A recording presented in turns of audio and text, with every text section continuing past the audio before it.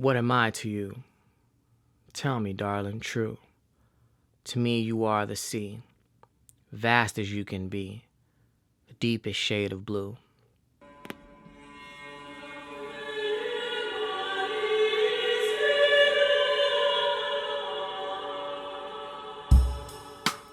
Those are the opening lines to Norah Jones' classic, What Am I to You? I sent that gem to my then girlfriend, now wife, many moons ago. The line that haunts me is Norah's depiction of the ocean, vast as you can be, deepest shade of blue. Like many that grow up on the coast, I have this profound fascination and sense of attraction to the sea. You're drawn in by its paradoxical nature, calming yet destructive, the source of abundance and life, but home to some of the most intimidating killers on the planet. A barrier to land and a highway between kingdoms. And it's in this role we find our scene for today's episode. The English Channel eventually rolled out the red carpet for William the Conqueror in the fall of 1066. He crossed over, got the W with the Battle of Hastings, crowned in London, harried the North, and effectively used the legendary body of water to maintain his stranglehold on his Duchy of Normandy and the newly won Kingdom of England. About 560 kilometers long, the channel varies in width from 240 to 34 kilometers at its narrowest. So with well-behaved weather, one can cross it in a couple of hours. This is especially important information if the long-term plan is to maintain dominion on both sides, which is exactly what William does. Through political savvy and the always useful bit of ultra-violence, he was able to pass his possessions on to his sons upon his death in 1087. Now, after multiple episodes worth of squabbling between the brothers, the conqueror's fourth son, Henry I, like his father, is both King of England and Duke of Normandy in 1106.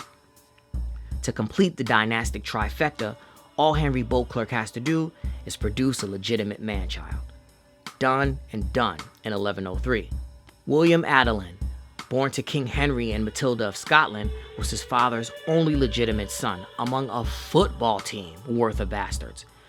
By 1116, having received homage from both the barons of Normandy and England, Prince William was his father's undisputed heir apparent, and set to become the fourth Norman King of England and third to simultaneously hold lands on either side of the Channel. To further cement his position on the continent, William was wed to Matilda of Anjou, the daughter of Count Fulk V in 1119, effectively pacifying one of the duchy's chief rivals. The future appears quite bright for the son and grandson of the conqueror.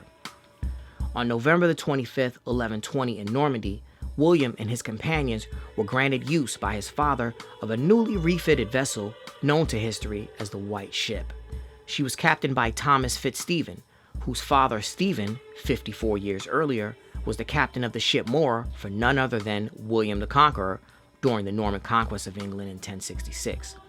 The crew requested wine from William, and the wine did flow, and the good times rolled for the party of some 300. Maybe a little too much, especially for Stephen of Blois, William's cousin, who exited the ship before she set sail feeling sick, likely from the excess drinking. The White Ship set out for England, minus Stephen. The royal revelers, drunk with wine and overconfidence, encouraged more haste from the captain, hoping to overtake King Henry's ship, who had departed earlier. The darkness, speed, drunken revelry, all too tempting for fate not to intervene.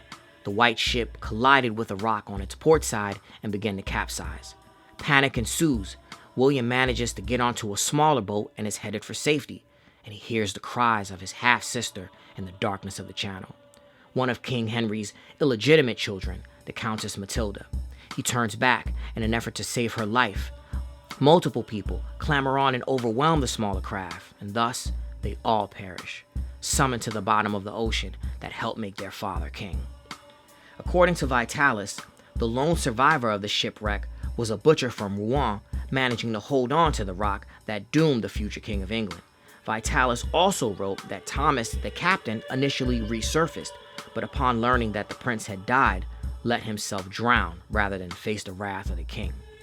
The events involving the White Ship were an absolute tragedy for the royal family and medieval England as a whole. The knock-on effect of King Henry losing his only male heir were devastating for the country, creating a vacuum that Stephen of Blois, who you'll remember missed the White Ship disaster, stepped into, spinning the realm into a bloody anarchy that lasted for years, laying the groundwork for the ascension of the illustrious Plantagenet dynasty. But that's a story for another episode. If you like history, we'll continue to post frequently. See you at the top of the mountain. Like and subscribe for more.